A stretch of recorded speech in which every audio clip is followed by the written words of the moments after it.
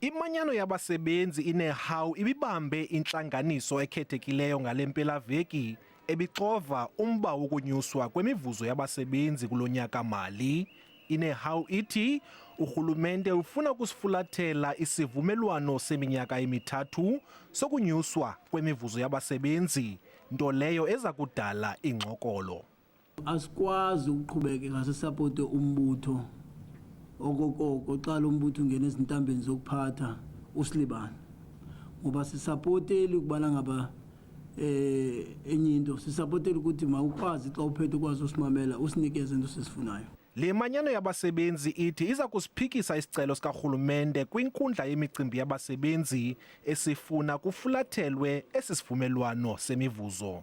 Sifuna uxelela ANC ukuthi le nto ongasiniki kwethu isalary zethu esesivumelene ngazo urhulumente olidwa yiyo uzayichaphazela indlela ubudlelwane bethu ne-ANC. Nokunyaka uzayo izaba yi-local government, so kuyawukhawulezisa ukuthi sithathe isigqibo ukwenza uba singafaki urhulumente ongazosihoya. IneHAW ikwagrogrise ngokubeka phantsi izixhobo zokusebenza kule nyanga izayo ukuba urhulumente akaphuculi iimeko zokusebenza kwizibhedlele.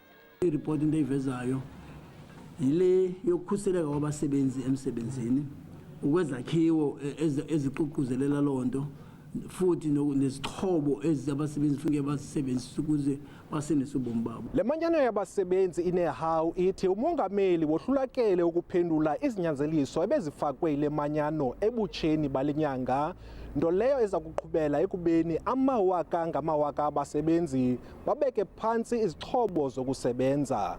Iinzame zokufumana intetho kwiofisi kamongameli khange iphumelele phambi kokuba kuqulunqwe le ngxelo. Bulelani Philip, SABC News eKapa.